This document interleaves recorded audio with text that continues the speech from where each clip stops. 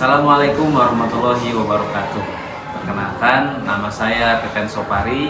Saya pengajar di SMP Plus Nurul Mutakin, Cisurupan, Kabupaten Garut. Pada video ini, saya akan berbagi praktik baik mengenai asesmen diagnostik non-kognitif yang kami kembangkan dengan membuat aplikasi sederhana berbasis Microsoft Excel. Semoga video ini dapat menginspirasi Bapak Ibu guru hebat di luar sana. Salam pendidikan.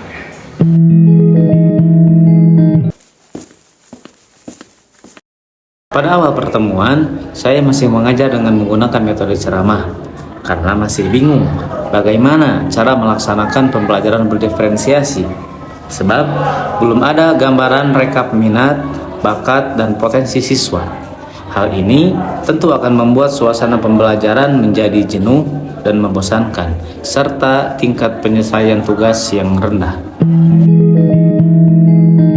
Di internet terdapat beberapa provider layanan asesmen diagnostik non-kognitif.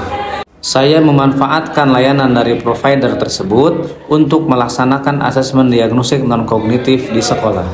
Saya mengalami kendala saat merekap hasil asesmen diagnostik non-kognitif tersebut karena provider belum menyediakan rekapnya, sehingga saya harus merekapnya secara manual.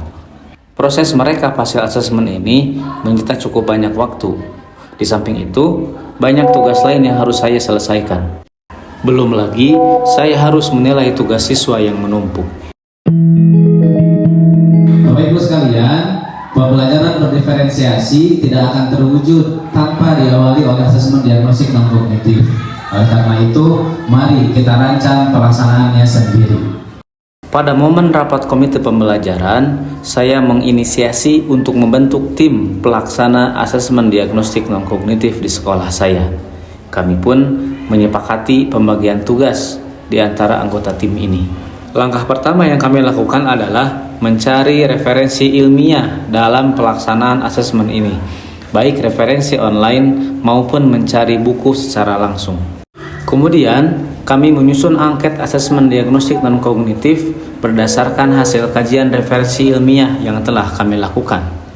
Selanjutnya, kami memindahkan angket yang telah dibuat ke dalam Google Form agar mudah diakses oleh siswa. Tahap berikutnya, kami membuat aplikasi sederhana berbasis Microsoft Excel untuk mengolah hasil jawaban siswa pada Google Form.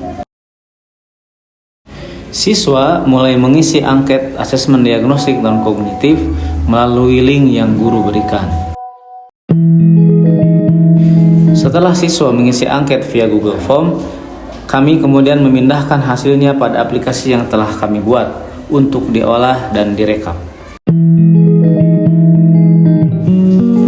Hasil asesmen diagnostik non-kognitif langsung muncul, terekap per kelas, per jenjang, serta muncul lembar laporan tiap siswa. Pada asesmen ini, tidak hanya muncul gaya belajar, tapi juga potensi kecerdasan siswa sesuai teori multiple intelligence Howard Gardner. Hasil rekap asesmen diagnostik non-kognitif ini langsung kami kirimkan ke semua komite pembelajaran melalui grup WhatsApp sekolah.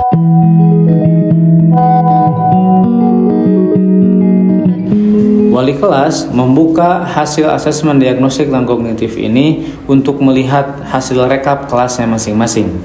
Kemudian melakukan print out hasil asesmen diagnostik non-kognitif setiap siswa untuk dibagikan kepada orang tua.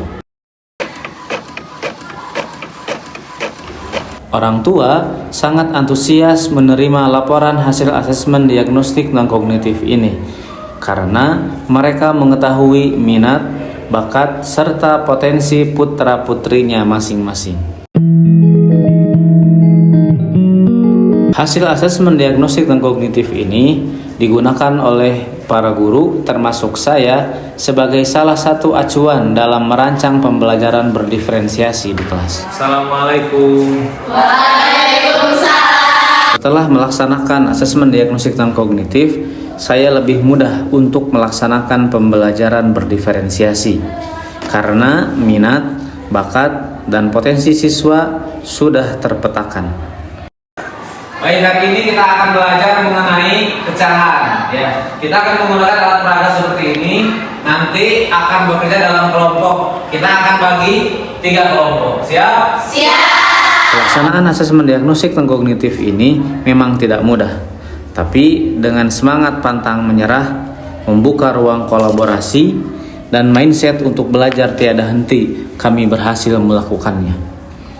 Tidak hanya berhenti di sekolah tempat saya mengajar, saya pun mendampingi beberapa sekolah lain untuk melaksanakan asesmen diagnostik dan kognitif ini dengan menggunakan aplikasi yang saya buat.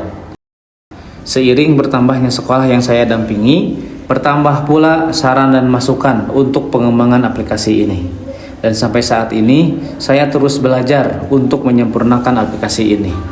Karena sejatinya, yang berhenti belajar tidak pantas mengajar, yang tidak mau dididik tidak layak mendidik. Wassalamualaikum warahmatullahi wabarakatuh.